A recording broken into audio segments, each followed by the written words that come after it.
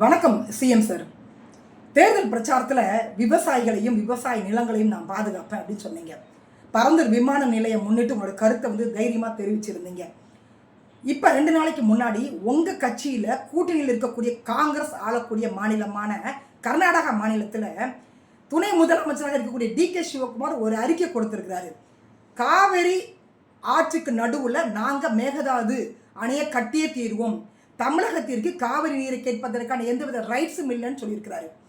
காவிரி பிரச்சனை உங்களுக்கு தெரியுமா தெரியாதா எனக்கு தெரியல, நான் சிம்பிளாக உங்களுக்காக சொல்லிடுறேன். 1892 1924 சென்னை மாகாணம் மைசூர் சமஸ்தானத்திற்கு இடையே ஏற்பட்ட ஒப்பந்தங்களின் அடிப்படையில் தான் நமக்கு தண்ணி பிரித்து கொடுத்துட்டு இருக்கிறாங்க. நீண்ட சட்ட போராட்டங்களுக்கு பிறகு 1990 காவிரி நடுவர் நீதிமன்றம் அமைத்து 2007 இறுதிக்கட்ட தீர்ப்பு வருது. 2018 உச்சநீதிமன்றம் ரொம்ப தெளிவாக கூப்பிட்டு சொல்கிறாங்க, தமிழகத்திற்கு நீங்கள் 404.25 டிஎம்சி தண்ணீர் கொடுக்கணும், கர்நாடகா மாநிலத்திற்கு 284.75 டிஎம்சி தண்ணீர், புதுச்சேரிக்கு 7 டிஎம்சி தண்ணீர், கேரளாக்கு 30 டிஎம்சி தண்ணீர்.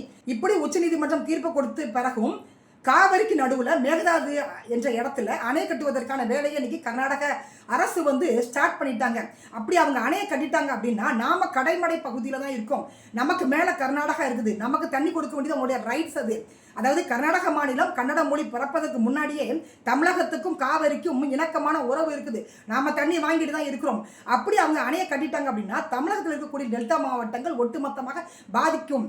விவசாயிகள் ஏற்கனவே இங்கே தற்கொலை பண்ணிட்டு இருக்கிறாங்க, பூமியெல்லாம் வறண்டு போயிடும், நம்ம சாப்பாட்டு கஷ்டப்படும். ஏற்கனவே திராவிட கட்சியில் இருந்தபோது இந்த கோரிக்கை நான் முன் வச்சிருக்கிறேன், கண்டனத்தை தெரிவிச்சிருக்கிறேன்.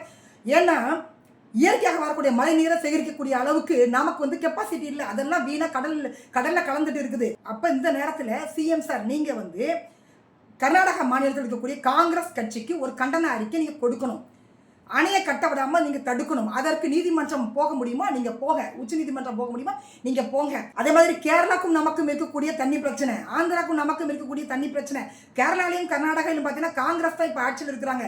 அதனால காங்கிரஸ் கட்சியோடு சேர்ந்து கர்நாடகத்தில் ஆளக்கூடிய அந்த காங்கிரஸ் கட்சிக்கு ஒரு கண்டன அறிக்கை நீங்கள் கொடுங்க. அதுதான் விவசாய மக்களுக்கு நீங்கள் செய்யக்கூடிய ஒரு கைமாறாக இருக்கும். பெண்கள் குட்டீஸ் மட்டுமல்ல, விவசாயிகளும் உங்களுக்கு தான் ஓட்டு போடுறாங்க, விவசாயிகளை பாதுகாக்கக்கூடிய கடமை உங்களோடது. ஸோ நீங்கள் செய்வீங்க அப்படின்னு நான் எதிர்பார்க்குறேன்.